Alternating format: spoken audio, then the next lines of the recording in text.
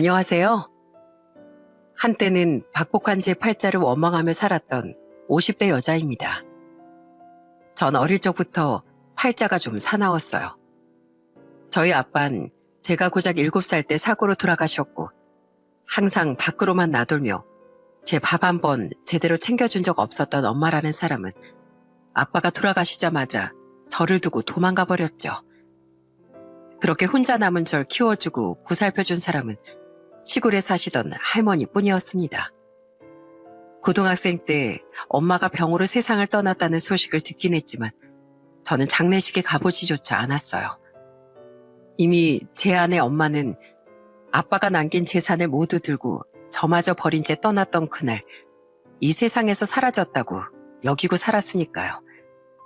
저는 20살이 되자마자 취업을 하며 힘들게 절 키워주신 할머니께 효도하고자 최선을 다했습니다. 하지만 그런 할머니조차 고작 제 나이 22에 노안으로 돌아가시며 저는 또 혼자가 되었어요. 우리 불쌍한 손녀, 이 할미가 더 오래 살아서 우리 손녀 시집가는 것도 보고 손주 낳는 것도 봐야 하는데 너만 이렇게 두고 가서 미안하구나. 그래도 영주야, 이 할미 없어도 꼭 힘내서 살아가거라. 살다 보면 분명 눈물 흘리는 날보다 웃는 날이 훨씬 많아질 거야. 이 할미가 하늘에 가서 우리 손주가 행복해질 수 있도록 꼭 지켜보고 있으마. 그때 유언처럼 할머니가 절 정말 지켜주신 덕분이었을까요? 그 후로도 저는 여전히 사나운 팔자와 맞서 싸워야 했지만 세월이 흐르며 은인도 만나고 비로소 행복을 찾을 수 있었습니다. 그리고 그 과정에서 뜻하지 않게 제가 가장 힘들 때 매몰차게 저를 쫓아낸 사람에게 받은 수모를 되갚아줄 수도 있었죠. 그런 다사다난했던 제 인생을 사연으로 구성해 보았는데 부디 소소한 재미로 잘 들어주셨으면 좋겠습니다. 할머니가 돌아가신 지 1년 뒤 저는 연애 중이던 남편과 결혼을 했어요. 소개로 만났던 저보다 2살 위의 남편은 참 다정하고 착한 사람이었어요. 특히 할머니가 돌아가신 뒤 많이 힘들어하던 제게 정말 큰 힘이 되어주셨죠. 부치는 돌아가시고 모치는 도망을 갔다가 마찬가지로 이 세상뿐이 아니게 됐다지. 조모께서도 유산을 거의 남기지 못하셨고 그래 사정이 참 딱하게 됐구나. 이젠 결혼하면 나랑 우리 바깥 양반을 부모님이다 생각하고 살거라. 시댁은 부유한 농가였어요. 땅도 소도 많고 농사도 크게 지었죠. 장남이었던 남편은 시댁의 과수원 일을 맡아 하고 있었기에 저는 결혼하며 시댁에 들어가 함께 과수원 농사를 지으며 살게 됐어요. 절 처음 봤을 때 상대적으로 조건이 너무 기울던 절 시부모님은 좀 석연치 않게 보셨던 것 같습니다. 그래도 말투는 차가워도 말만은 좋게 건네주셨고 무엇보다 남편을 믿었기에 저는 결혼을 결심했던 거예요. 하지만 부모님이라고 생각하라는 그 말이 며느리로서 자신들을 잘 모시라는 뜻이었다는 걸 결혼한 지 얼마 안 돼서부터 확실히 알게 됐죠. 예, 너 대체 빨래를 언제까지 미룰 거니? 나랑 네 시애비 입을 속옷이 하나도 없잖아. 죄송해요 어머님. 어제 과수원 일이 너무 많아서 시간이 없었어요. 얘 좀 봐라.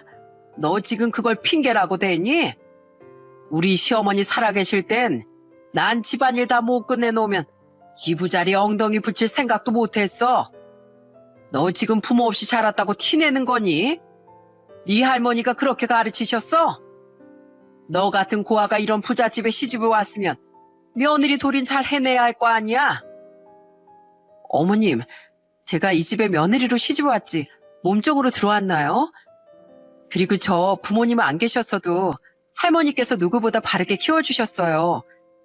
지금 그 말씀은 돌아가신 저희 할머니를 모욕하시는 말이에요. 그 말만은 사과해 주세요. 예, 너 어디서 감히 시어머니한테 말대답을 하냐? 사과? 아이고 조상님, 제가 전생에 죄를 많이 지어서 맏며느리를 저런 되바라진 위인으로 드렸습니다. 형수님, 서울에서 대학 다니다가 오랜만에 집에 와서 쉬고 있는데 정말 시동생으로서 기분이 언짢네요. 다른 집 며느리들은 다 참고 잘만 산다는데 형수님은 왜 늘 저희 부모님께 맞서지 못해서 안달이세요? 제가 언제 늘 그랬어요? 저도 평소에 많이 참았어요. 그런데 저희 할머니까지 모욕을 하시니까 그것만은 못 참는 거죠. 시부모님과 시동생은 툭 하면 고아라며 절 무시했습니다. 솔직히 고작 23살의 시집간 어린애가 낯선 그 집에서 얼마나 무서웠겠어요. 처음엔 저도 그저 내내하며 참았었어요. 하지만 저희 할머니까지 모욕하는 일만은 더 이상 참지 못하겠기에 저도 한 번씩 대들고 맞서기 시작한 거죠. 그리고 그때마다 남편과 3남매 중 막내였던 시누인 늘 제 편에 서서 화를 내주었어요. 엄마, 아빠, 그만 좀 해. 새언니 말이 틀린 게 뭐가 있어. 어렸을 때부터 나도 딸이라고 오빠들이랑 그렇게 차별하더니 남의 집 귀한 딸이 새언니한테까지 왜 그러냐고. 새언니, 빨래는 제가 할 테니까 신경 쓰지 마세요. 제가 더 많이 도와야 하는데 공장에 교대 근무 다닌다고 많이 못 도와서 정말 죄송해요. 막내 말이 맞아요. 저희 집사람, 저 믿고 이 어린 나이 여기까지 시집 와준 사람이에요. 장남인 제가 두 분께 제일 소중하다고 늘 말씀하셨잖아요.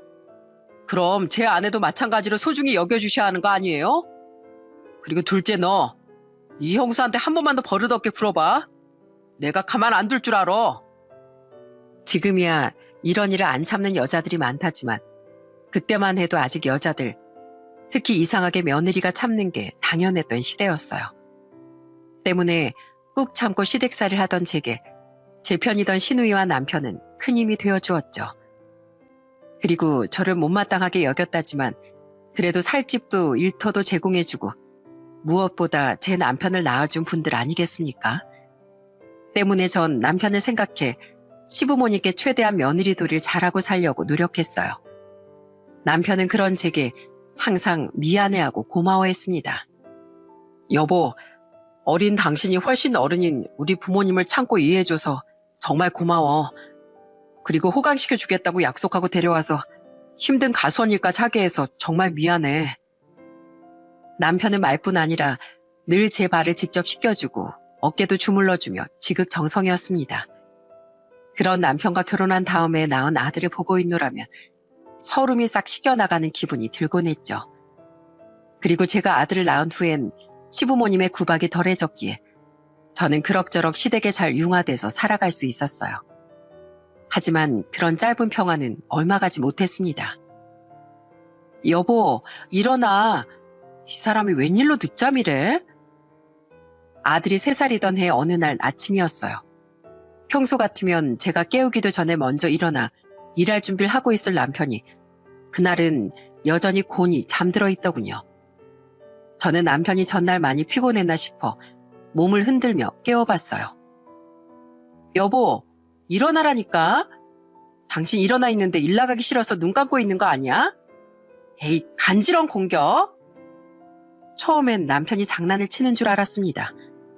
하지만 제가 간지럼을 태우고 더욱 강하게 흔들어 봐도 남편은 미동조차 없더군요. 점점 불길한 느낌이 들은 전 남편의 코에 손가락을 대어봤어요. 그리고 그 후엔 가슴팍에 귀까지 대어본 전 이내 얼굴이 사색이 되어 소리를 질렀습니다. 어머니, 아버님, 지훈이 아빠가 숨을 안 쉬어요. 제 고함 소리를 들은 시부모님과 시누인 황급히 저희 방으로 달려왔습니다. 그런 아비규환 속에서 남편은 빠르게 도착한 구급차에 실려 병원으로 이송됐어요. 하지만 병원에서 해줄 수 있던 일은 우리에게 공식적인 사망 선고를 내려주는 일뿐이었죠. 아무런 전조 증상이 없었던 남편은 결혼한 지 고작 3년이 지났던 어느 날 밤에 심장마비로 가족의 곁을 떠나게 된 겁니다. 가여운 우리 아들, 대체 그 착한 애가 무슨 잘못을 저질렀다고 이렇게 비명행사를 했단 말이야. 왜인지 몰라요, 여보. 이게 다 저런 근본도 엉망이를 집에 들여서 화를 불러온 거잖아요. 동네 사람들, 저 마귀 같은 기집애가 우리 아들 길을 쏙쏙 빼앗아 가더니만 기어코 목숨까지 앗아버렸소. 세상에 그 건강하던 애가 자는 사이 심장마비라니 이게 말이나 되는 소리입니까? 아주머니, 왜 괜히 며느리 탓을 하십니까? 지금 누구보다 상심이 큰 사람이 바로 며느님일 텐데 그만하세요. 뭘 그만해요? 사람 잡아먹는 팔자를 타고난 게 바로 저기 집인데 조모야 나이 80에 노안으로 세상을 떠났다지만 저 기집애가 자기 아버지도 일찍 잡아먹고 도망간 제 어미도 잡아먹은 애예요. 그 사나운 팔자가 이젠 앞길이 창창했던 내 아들까지 잡아먹은 거라고요. 시부모는 남편의 불행을 모두 제 탓이라며 원망했어요. 너무 서럽고 슬펐지만 정말 제 팔자 때문에 남편이 이렇게 됐나 싶어 차마 입이 열리지 않더라고요. 동네 어른들 몇몇과 함께 시누이는 저를 감쌌지만 시동생은 역시나 시부모와 함께 저를 원망했었죠. 나가라. 어머니, 아무리 제가 미우셔도 지금 당장 저랑 아들이랑 갈 데가 어디 있다고 이렇게 쫓아내세요. 이젠 서로 남남인데 우리가 네 앞길까지 염려해줘야 되니? 우리 아들을 잡아먹은 널 갈기갈기 찢어버리지 않는 것만으로도 감사해라. 난 네가 처음부터 아주 마음에 안 들었어. 우리 아들이 너 아니면 안 된다고 고집을 부려서 며느리로 들이긴 했지만 난 언젠가 네가 우리 집에 큰 화를 불러올 걸 예감하고 있었다. 엄마, 진짜 왜 이래? 가족도 없는 새언니한테 애랑 갈 곳이 어디 있다고. 큰오빠를 그렇게 아꼈으면서 손주까지 이렇게 무책임하게 쫓아낼 셈이야? 네 오빠가 없는데 저 천박한 피를 이어받은 손주가 무슨 소용이야? 너 당장 안 나가? 나가서 평생 길바닥에서 빌어먹든 시궁창에 처박혀 살든 평생 거렁뱅이처럼 살면서 우리 아들한테 속죄하면서 살거라. 형수님, 그만 고집 부리고 좀 나가세요. 사람이 양심이 있어야지. 어떻게 우리 형을 그렇게 만들어 놓고 여기서 발 뻗고 살 생각을 해요? 장례식이 끝난 후 시부모와 시동생은 저와 아들을 집에서 내쫓았습니다. 전 아들을 위해 애걸복걸하며 조그만 시간을 달라고 애원했어요. 하지만 그들은 제게 조금의 여지도 주지 않았죠. 결국 전 그렇게 남편과 제가 살던 세상 자체를 동시에 잃어버린 거예요. 새언니, 저희 가족은 진짜 사람도 아니에요. 제가 어떻게든 도와드리고 싶은데 저도 가진 돈이 없어서 너무 죄송해요. 그동안 일했던 돈 전부 엄마가 관리한다고 다 가져갔거든요. 당장 제 수중엔 월세방 하나를 구할 수 있는 보증금 정도가 전부였어요. 남편이 나중에 우리가 일한 만큼을 목돈으로 모아 돌려준다는 시부모의 말을 믿고 생활비 정도만 받았었던 게 이런 도구로 돌아온 거죠. 물론 남편이 살아있었다면 시부모는 정말 나중에 목돈을 주었을 겁니다. 장남 사랑은 끔찍한 사람들이었으니까요. 하지만 남편이 곁에 없으니 시부모는 입을 싹 닦아버린 겁니다. 그나마 시누이가 절 도와주려고 했지만 시누이 또한 수중에 돈이 별로 없었기에 정말 미안해하더라고요. 당장 돈벌이가 필요했던 전 일자리를 찾아 아들을 데리고 서울로 올라왔습니다. 그리고 작은 월세방을 구해 정말 치열하게 살기 시작했죠. 엄마, 오늘도 나 데리러 늦게 올 거야? 빨리 와. 나만 맨날 여기에 제일 늦게까지 남아있는단 말이야. 미안해, 지훈아. 알았어. 오늘은 엄마가 최대한 일 일찍 끝내고 우리 지훈이 데리러 올게. 저는 아들을 어린이집에 맡기고 파출부 일을 다녔습니다. 어떻게든 먹고 살며 돈도 모으고자 일하는 시간을 최대한 길게 늘려서요. 저를 보며 맨날 울먹이는 아들에게 얼마나 미안하던지요. 가끔은 사는 게 너무 힘에 겨워 남편과 할머니의 사진을 보며 울기도 여러 번이었어요. 제 사나운 팔자를 원망도 하면서요. 할머니, 보고 싶어요. 할머니는 혼자서 저를 어떻게 키우셨어요? 이럴 때 할머니가 옆에 있어 주셨다면 얼마나 큰 힘이 됐을까요? 여보, 다 너무 무섭고 외로워. 내가 우리 지은이를 당신 없이 잘 키워낼 수 있을까? 부디 내가 무너지지 않기를. 그래서 끝까지 지은이를 잘 키워낼 수 있길 기도해줘. 제발 내 무서운 팔자가 우리 아들까지 잡아먹지 않길 바래줘. 힘겹긴 했지만 그래도 나날이 건강하게 자라주는 아들을 보며 저는 살아갈 힘을 얻어갔습니다. 저는 열심히 돈을 모았어요. 하지만 아이가 커가며 아무리 아껴도 쓸 돈은 계속 많아지더군요. 그래도 조금씩이나마 악착같이 돈을 모았건만 이놈의 팔자가 귀엽고 제 아들에게까지 손을 뻗더라고요. 우리 애가 백혈병이라고요? 아니 왜 하필 그런 무서운 병이 우리 애한테 찾아올 수가 있어요? 처음엔 아들이 그냥 단순한 감기인 줄 알았습니다. 하지만 아들은 약을 먹여도 계속 열이 났고 갈수록 낯빛도 창백해져 갔어요. 게다가 툭하면 멍이 들고 출혈이 잘 멎지도 않기에 두려운 마음으로 전 아들을 큰 병원에 데려가 검사를 받게 했던 거예요. 그리고 9살이던 아들은 그 병원에서 소아백혈병이라는 충격적인 진단을 받게 됐죠. 미안해 우리 아들. 이 엄마가 더 빨리 알아차리지 못해서, 더 빨리 병원에 데려오지 못해서 정말 미안해. 엄마, 나 언제까지 아파? 나 아프기 싫어. 빨리 건강해져서 친구들이랑 축구도 하고 싶어. 금방 나을 거야, 우리 아들. 그러니까 조금만 꾹 참고 우리 치료 열심히 받자. 엄마, 나 너무 무서운데 일 가지 말고 내 옆에 있어주면 안 돼? 아들은 병원에 입원한 후 치료를 시작했습니다.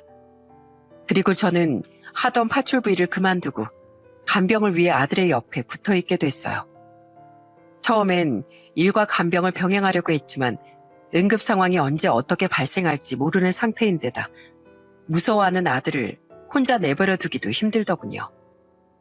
어릴 적부터 품에서 오래도록 떨어뜨려 놓을 수밖에 없던 아들의 곁을 지금은 꼭 지켜줘야 할 것 같았어요.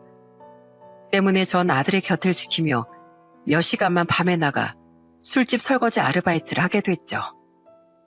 저 아가씨, 오랜만에 연락해서 이런 부탁하는 거 정말 미안한데 혹시 나 돈 좀 빌려줄 수 있을까요? 우리 아들 병원비가 너무 부족해서요.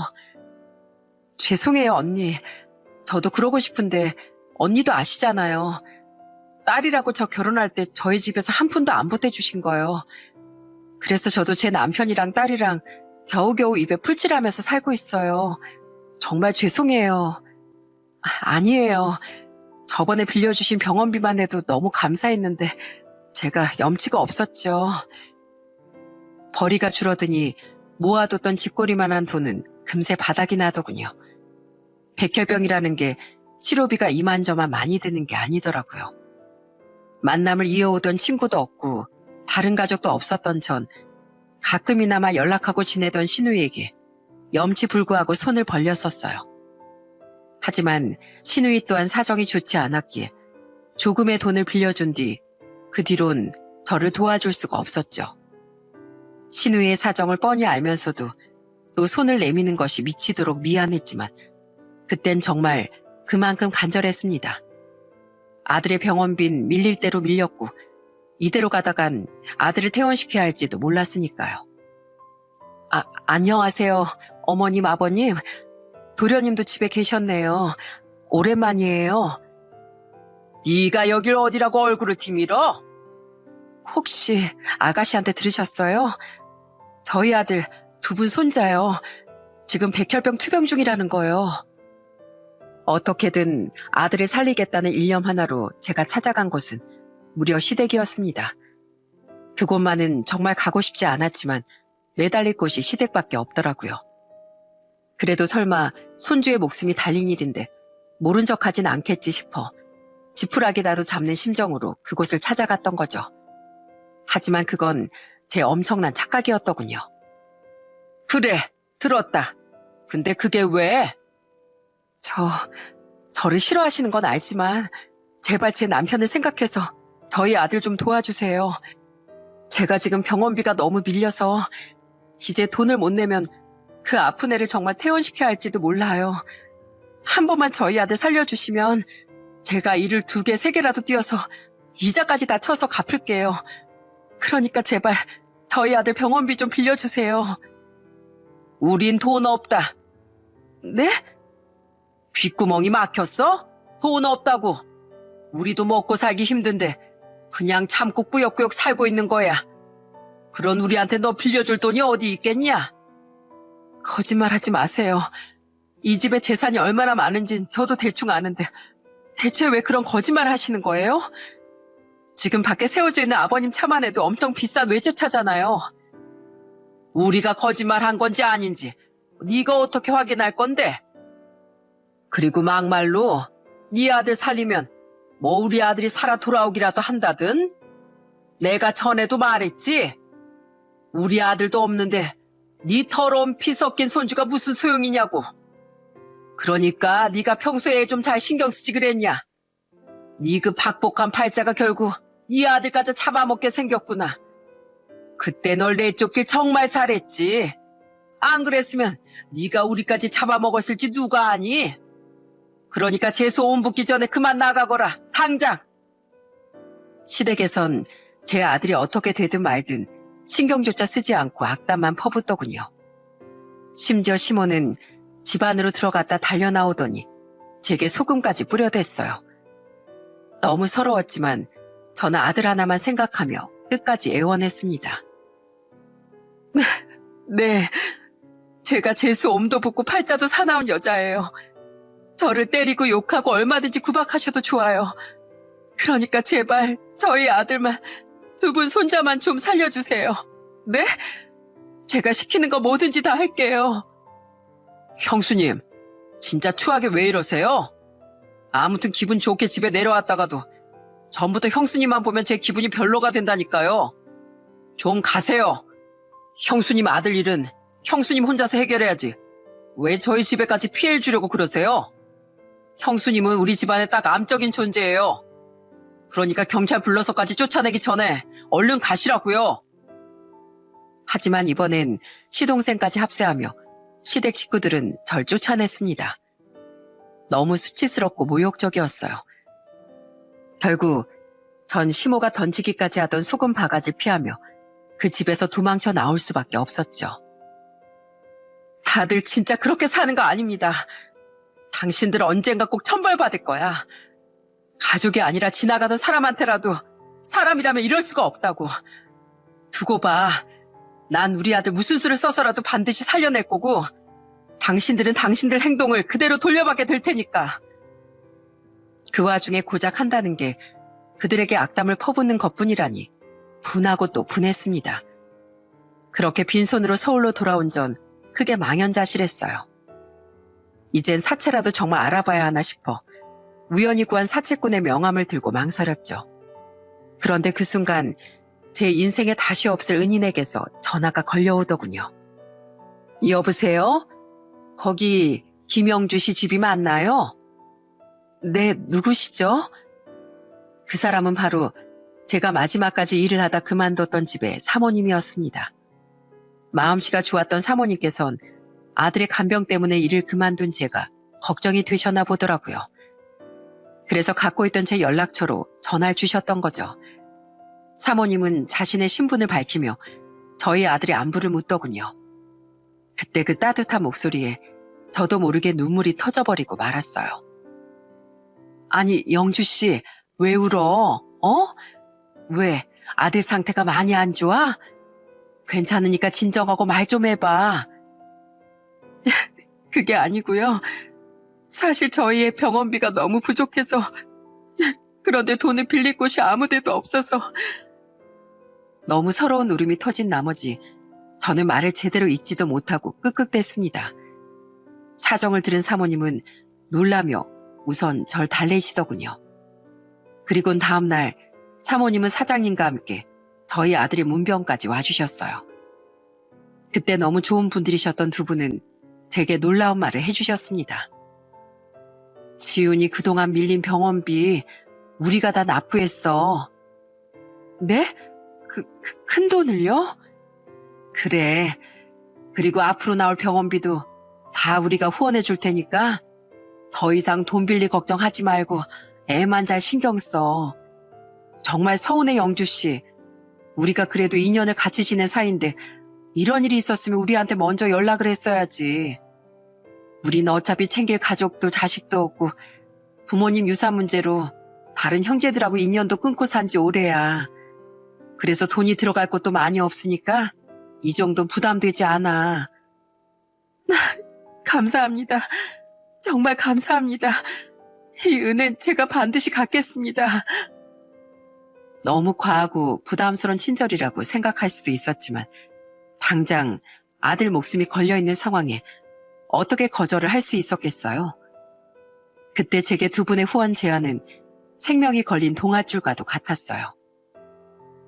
그렇게 두 분의 도움 덕분에 저는 아들을 살릴 수 있었습니다. 다행히 아들의 치료 경과는 좋은 편이었던지라 시간이 흘러 아들은 무사히 퇴원을 할 수 있었어요. 그리고 꾸준히 저희 아들의 병문안을 와주던 두 분은 그때 또 한 번 감사한 제안을 해주셨죠. 영주 씨, 이제 지훈이도 퇴원하니까 다시 파출부 일 시작할 거라고 했지? 그럼 그 일 우리 집에서 다시 해주지 않을래? 우리가 다른 아주머니를 고용하긴 했었는데 얼마 전에 그만두셨어. 그리고 아무리 생각해도 영주 씨만큼 내 일처럼 일해주는 사람이 없을 것 같더라. 그럼 저야 너무 감사하죠. 그리고 우리가 방 한 칸 내줄 테니까 아들이랑 그냥 우리 집에 들어와서 사는 게 어때? 그럼 월세 공과금 같은 거라도 아낄 수 있잖아. 우리가 방값은 따로 안 받을게. 그럼 영주 씨가 아들 혼자 두는 시간이 적어질 거 아니야. 우리 영주 씨랑 같이 일하고 싶어서 좋은 조건으로 스카우트하는 거다. 월세 살아보신 분들은 아실 겁니다. 다달이 나가는 월세의 공과금이 얼마나 부담되는지요. 두 분은 형편이 어렵고 아들을 걱정하던 절 배려해 그런 제안을 해주셨던 거예요. 자존심이고 뭐고 거절할 여유조차 없던 전 눈물까지 흘리며 진심으로 감사를 표했습니다. 영주 씨, 지훈아, 짜잔! 우리가 케이크 사왔지롱. 지훈아, 완치 판정 받은 거 이 아줌마랑 아저씨가 진심으로 축하한다. 이젠 절대 아프지 말고 건강하게 자라야 돼. 그렇게 저와 아들은 두 분의 집으로 들어가 살게 됐어요. 저는 감사함을 표하려 정말 제 집이다 생각하고 열심히 일을 했죠. 그리고 감사하게도 몇 년 뒤 저희 아들은 완치 판정을 받았습니다. 그날 두 분은 케이크를 사들고 와서 파티를 열어주시더니 그 주 주말엔 비싼 소고기 집을 데려가 밥까지 사주시더라고요. 또한 공부를 잘했던 저희 아들은 20살에 의대에 진학했는데 두 분은 축하한다며 무려 첫 등록금 전액을 내주시기도 했죠. 아니에요, 사모님, 사장님. 여태까지 두 분께 받은 것만 해도 너무 많은데 이러지 않으셔도 돼요. 에이, 우리 사이 서운하게 이러지 마, 영주 씨. 지훈이가 잘 되는 건 영주 씨한테뿐만 아니라 우리한테도 정말 기쁜 일이야. 불임이라 자식을 갖지 못한 우리한테 지훈이 꼭 자식 같았거든. 지훈아, 꼭 열심히 공부해서 훌륭한 의사가 돼야 한다. 그리고 꼭 힘들게 널 키워준 어머니께 효도도 해야 돼. 그렇게 우리의 가족이나 다름없던 두 분은 아들이 22살 때 미국으로 이민을 가셨습니다. 사장님의 사업 문제로요. 아직 은혜를 제대로 갚지도 못했는데 너무 서운하고 아쉽더군요. 심지어 그때 두 분은 퇴직금이라며 제게 큰 돈을 또 건네주셨어요. 거절할 생각하지 마세요. 이건 근로자로서 당연히 받아야 할 권리니까요. 그리고 영주 씨, 형제들과 인연 끊고 외로워하던 제 아내에게 동생 같은 존재가 되어주셔서, 그리고 그동안 저희 집을 위해 정말 최선을 다해주셔서 진심으로 고마웠습니다. 맞아, 영주 씨. 영주 씨 나한테 정말 동생이나 다름없는 사람이었어. 그러니까 우리 이렇게 헤어져도 꼭 연락하고 살자. 이젠 절대 불행해지지 말고 행복해져야 돼. 네, 꼭 그럴게요. 그리고 두 분께 받은 은혜 꼭 잊지 않고 언젠간 갚을게요. 가셔서 몸 건강하시고 꼭 연락 주세요. 두 분과 마지막 인사를 나누던 날 아들은 두 분께 큰절까지 올렸습니다. 두 분은 자신의 큰어머니, 큰아버지와 같다면서요. 그렇게 두 분은 떠났고 아들과 전 다시 자립을 하게 됐어요. 그동안 두 분 덕에 모을 수 있었던 돈과 퇴직금으로 저는 작은 전셋집도 구하고 아들의 학비도 내줄 수 있었죠. 저는 은인이었던 두 분에 대한 감사함을 지금도 여전히 잊지 않고 살아가고 있답니다. 어머니, 저도 이제 드디어 의사예요. 물론 앞으로 인턴을 레지던트까지 갈 길은 멀지만 그래도 이제 어엿한 의사 면허가 생겼다고요. 역시 우리 아들이야. 엄만 당연히 우리 아들이 해낼 줄 알았어. 축하한다, 치훈아. 이후 저는 파출부 일을 아예 그만두고 식당에서 일을 하며 계속 아들을 뒷바라지했습니다. 그 사이 아들은 과외 아르바이트를 하며 저에게 용돈도 주고 한 번씩 한국에 들어왔던 사장님 네 분에게 선물을 사드리기도 했어요. 아들이 선물했던 명품 넥타이와 넥타이 핀, 팔찌와 향수를 보며 눈물 짓던 두 분의 모습이 아직도 눈에 선하네요. 그 뒤 아들은 인턴과 군의관 시절을 거쳐 레지던트 과정까지 수료한 후 나이 34세 전문의 자격증을 땄습니다. 이후론 레지던트 생활을 하던 대학병원을 나와 한 대형 병원의 페이닥터로 취업했죠. 그리고 그때 아들은 인턴 시절부터 차곡차곡 모은 돈이 담긴 통장을 내밀며 이렇게 말했어요. 어머니, 앞으로 어머니께 더 해드리고 싶은 것이 많지만 우선 이것부터 받아주세요. 이걸 왜 날 줘? 너 가지고 있다가 결혼할 때 보탰었어. 결혼 자금은 지금부터 천천히 또 모으면 돼요. 그러니까 우선 이 돈 보태서 우리 자가로 이사 가요. 저 이제 더 이상 어머니를 남의 집에서 살게 해드리기 싫어요. 이젠 어머니를 그만 고생시켜드리고 싶어요. 어머니, 앞으로는 이 아들만 믿으세요. 그동안 고생하신 만큼 이젠 이 아들이 어머니를 책임지고 모시면서 살게요. 아들은 자신이 모은 그 거액을 보태 자가를 구하자고 말하더군요. 그동안 전 아들을 돌봐야 하는 존재로만 생각했지 기댈 수 있는 존재라곤 생각해보지 못했었어요. 그런데 그날 제 손을 잡으며 웃어주던 아들을 보니 한때는 유일한 제 기둥이었던 남편이 떠오르더라고요. 결국 전 남편이 그립기도 하고 아들이 대견하기도 한 마음에 눈물이 왈칵 터지고 말았습니다. 그래, 고맙다 우리 아들. 정말 고마워. 그렇게 우린 돈을 합해 대출을 받아 작은 아파트를 살 수 있었어요. 이사를 하던 날 얼마나 감격스러웠는지 모릅니다. 처음으로 가져본 마음 편한 온전한 내 집이었으니까요. 그렇게 새 보금자리에서 행복한 새 출발을 하게 된 지 1년이 채 안 지났던 어느 날이었어요. 며느라, 잘 지냈니? 한가로운 어느 주말, 저는 아들과 늦은 점심을 먹은 후 TV를 보고 있었습니다. 그런데 아들이 화장실에 간 사이 초인종 소리가 울려서 나가보니 정말 생각지도 못했던 사람이 서 있더라고요. 멋쩍은 듯 제게 인사를 건넨 사람은 바로 26년 전 제 아들을 저버린 어느덧 나이가 80대 초반을 넘긴 시모였어요. 인터폰으론 얼굴도 잘 안 보이고 목소리도 잘 안 들리기에 문을 열었더니 제 앞에 그 악몽과도 같았던 시모가 나타난 거죠. 아이고, 집이 좋아 보이는구나. 시모는 제가 잠시 어리 빠진 사이 문과 제 사이를 비집고 저희 집으로 들어오더군요. 그제야 퍼뜩 정신이 든 전 얼른 문을 닫고 현관 안으로 들어와 시모가 신발을 벗고 들어오지 못하게 막았습니다. 그리곤 당황해하던 시모에게 말했어요. 굉장히 앙칼진 목소리로요. 당신이 여기는 어디라고 찾아와요? 대체 여기는 어떻게 알고 오셨어요? 그래도 오랜만에 본 시엠인데 어떻게 들어오지도 못하게 하니? 저기 우리 손주가 의사가 됐다지? 그건 또 어떻게 알았어요? 우리 막내가 말해줬다. 네 시누이 말이다. 내가 돈이 필요해서 몇 번 돈을 빌리러 갔더니만 나중엔 화를 내면서 이러더라고.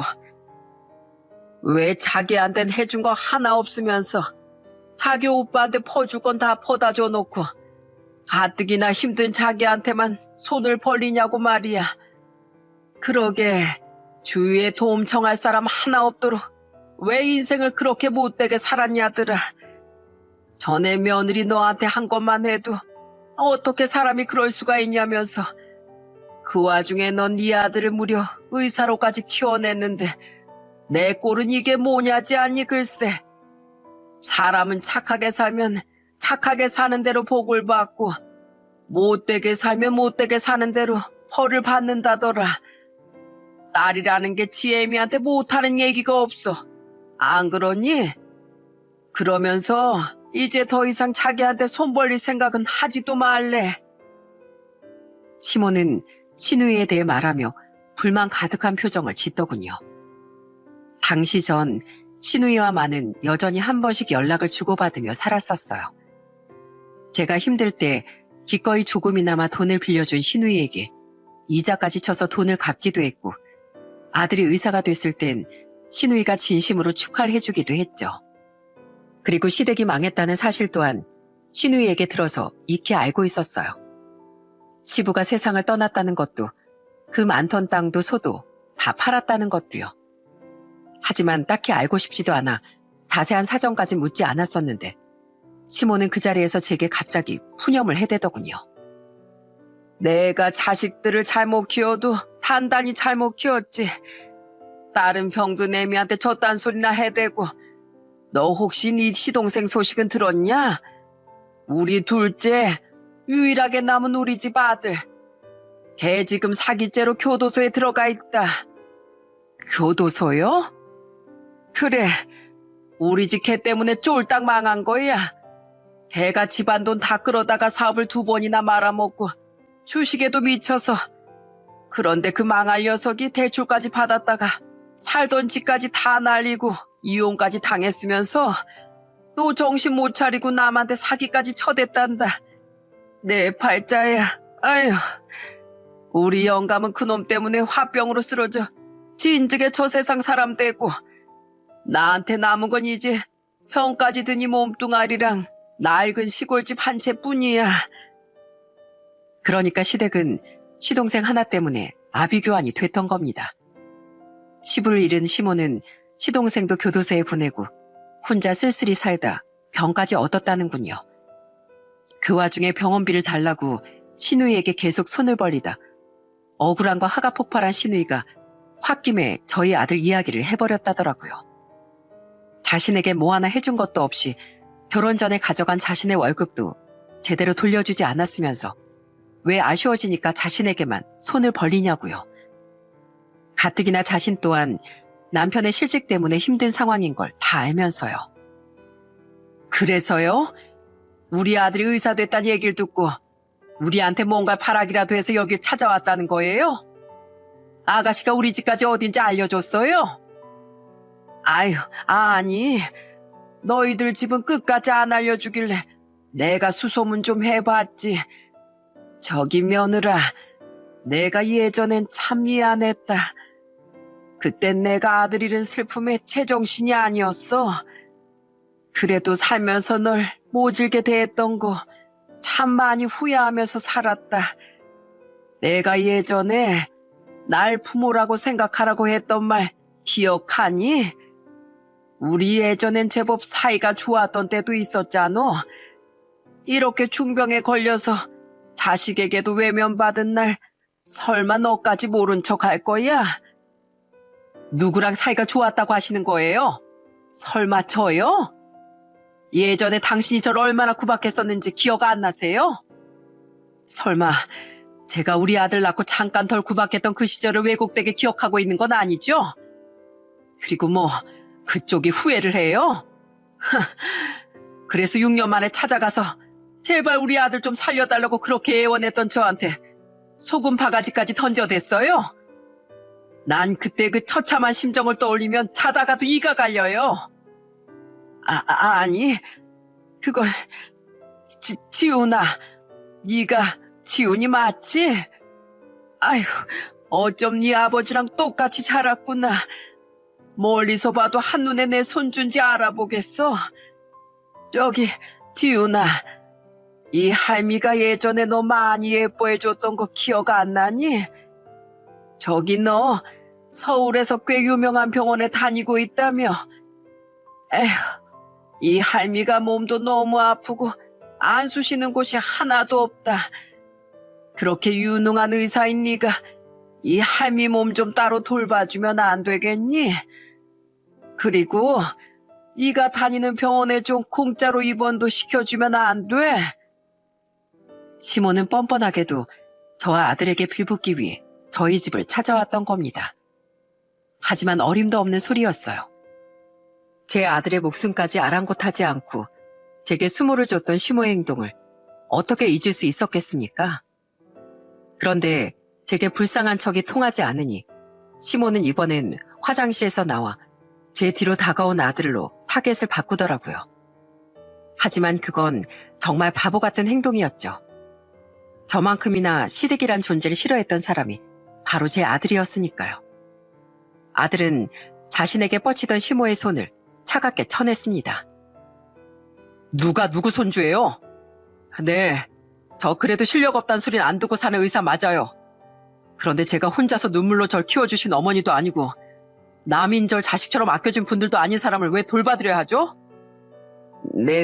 내가 네 할머니라니까. 네, 그랬겠죠. 적어도 할머니가 아버지를 맡기는 저희 어머니와 절 쫓아내기 전까지, 아니, 백혈병에 걸려 힘들어하던 절 외면하기 전까지는요. 할머니는 저희 어머니를 2번이나 내쫓으면서 손주라는 존재도 버린 거예요. 그런데 어떻게 이렇게 뻔뻔하게 찾아와서 저랑 어머니를 며느리, 손주라고 불러요? 지훈아, 넌 80이 훌쩍 넘으니 할미가 불쌍하지도 않니? 그 시골에서 병원도 제대로 못 다니면서 골골대는 내가 불쌍하지도 않어? 네, 그건 다 자업자득이니까요. 저한테는요, 잘 살려고 발버둥 쳤어도 부모 잃고 키워주신 제 외할머니도 잃고 저희 아버지까지 잃은 거로도 모자라 당신들한테 쫓겨나기까지 했던 저희 어머니, 게다가 백혈병까지 앓았던 절 눈물로 살려내신 저희 어머니가 훨씬 더 불쌍하고 안쓰러워요. 그리고 우리 어머니 그렇게 비참하게 만들었던 당신 따위 어떻게 되든 내 알 바 아니라 이겁니다. 그러니까 엄한 데 와서 불쌍한 척하지 말고 당장 나가요. 아들은 독한 말을 내뱉으며 시모를 쫓아내려고 들었습니다. 시모는 잔뜩 울상을 지으며 분명 우리 아들을 닮았으면 애가 착해 빠졌을 줄 알았는데 이러면 안 되는데 하는 말을 중얼거리고 있었죠. 저는 그런 아들을 시모에게서 떼어놓은 뒤 제 손으로 시모를 내쫓았어요. 그리고는 차갑게 마지막 말을 내뱉었습니다. 우리 아들 착해 빠진 건 맞지만 혹은 아니에요. 당신같이 사람 마음 이용해 먹으려는 악인들에게 당하고 살지 말라고 제가 교육을 제대로 시켜놨거든요. 당신에게 일말의 양심도 없는 것 같으니까 정신 차리라는 말은 안 하겠습니다. 하지만 더 험한 꼴 보고 싶지 않으면 내 아들 앞에 2번 다시 나타나지 마세요. 내가 마음 같아선 예전 당신처럼 소금이라도 확 뿌리고 싶지만 힘없는 노인 박대하다 그 자리에서 추상 치르겠다는 말은 듣고 싶지 않으니까 여기까지 하는 겁니다. 그러니까 이만 가세요. 가라고요. 병에 걸렸다는 80대 노인이 저와 아들을 어떻게 당해낼 수 있었겠어요? 결국 전 시모는 울상을 지으며 쫓겨나야 했습니다. 시모를 내쫓은 후에도 어찌나 분한지 저는 콧김을 씩씩 내뿜었어요. 아들은 그런절 꼭 안아주며 이렇게 위로해 주었죠. 저런 사람 때문에 화내실 필요도 없어요. 저 사람은 이미 남이고 그런 남한테 화낼 시간에 우린 우리끼리 행복해지는 데만 더 집중하면서 살면 돼요. 나중에 신우인 제게 시모의 이야기를 듣고 놀라며 크게 사과하더군요. 시모가 염치 없이 거길 알아내 찾아갈 줄은 정말 몰랐다고요. 전 그냥 너무 화가 나서 엄마 약 좀 오르라고 그랬던 건데 너무 죄송해요 언니. 처음엔 엄마가 거짓말하지 말라고 믿지도 않길래 제가 오히려 약이 올라서 지훈이가 어느 병원에 다니고 있는지까지 말해버렸었어요. 그래서 엄마가 언니 집을 알아내기 더 쉬웠을 것 같아요. 제가 2번 다시 못 찾아가도록 다시 따끔히 말할게요. 심지어 신우이에게 들어보니 시모는 중병에 걸린 것도 아니었다고 합니다. 시모의 성화에 못 이겨 신우이가 몇 번이나 함께 병원에 동행해 의사의 이야기를 들었다네요. 시모는 그저 나이가 들어서 몸이 약화된 상태였고 심지어 그 나이 때 노인분들보단 훨씬 정정한 편이었다고 해요. 그 와중에 신우이한테 비싼 병원에 들어가 관리받으며 살고 싶다느니 보약을 지어 먹고 안마의자를 사야겠다느니 하며 계속 돈을 요구했으니 신우이도 화가 날 만했던 거죠. 심지어 시모는 좁은 신우이의 집에 들어가 합가까지 해야겠다고 난리를 쳤다고 해요. 신우이의 딸 방을 내놓으라면서요. 분명 엄마, 지훈이가 의사라는 얘기 듣고 좀 편하게 의사인 지훈이한테 보살핌 받으면서 살다가 마지막엔 언니랑 지훈이한테 빌붙어 살 생각이었을 거예요. 잘 내보냈어요. 아무리 이기적인 엄마라도 언니랑 지훈이만은 찾아갔으면 안 되죠. 아휴, 다시 한번 정말 죄송해요, 언니. 그렇게 우리에게 매몰차게 굴었으면서 가진 것도 건강도 다 잃고 난 뒤 뻔뻔하게 우릴 찾아올 생각을 한 시모가 한편으론 대단하다고 느껴졌습니다. 정말 뻔뻔하고 추악한 사람이었죠. 다행히 이후 시모가 또 우릴 찾아오는 일은 없었고 신우이에게 굳이 묻진 않았지만 시모는 여전한 상태로 쓸쓸히 살아가고 있는 것 같습니다. 저는 이제 생판남이 시모의 일엔 신경 끄고 아들과 둘이 행복하게 잘 살아가고 있어요. 아유, 내가 못 살아. 우리가 졌어. 그럼 고맙게 받을게. 고맙게 받긴요. 당연히 받으셔야 되는 돈이죠. 사장님, 사모님, 이렇게 우리에게 베풀어주는 일 갚게 해줘서 정말 감사해요. 그리고 앞으로도 우리가 오래도록 은혜 갚으면서 살게 해주셔야 돼요. 저와 아들은 얼마 전엔 사장님 네 분께 드디어 그동안 도움받은 돈을 갚을 수 있었습니다. 우린 2분이 한국에 들어오실 때마다 정말 오래도록 돈을 갚으려고 했는데 2분은 한사코 거절하셨어요. 하지만 포기하지 않던 우리의 고집에 결국 2손 2발 다 드신 거죠. 덕분에 우린 기쁜 마음으로 돈도 갚고 나름대로 비싼 선물도 드릴 수 있었습니다. 솔직히 이자를 쳐서 더 많은 돈을 드리고 싶었지만 그것만큼은 절대 받지 않으실 걸 잘 알고 있었거든요. 대신 거절하시지 못하게끔 마음을 담아 선물을 준비했던 거죠.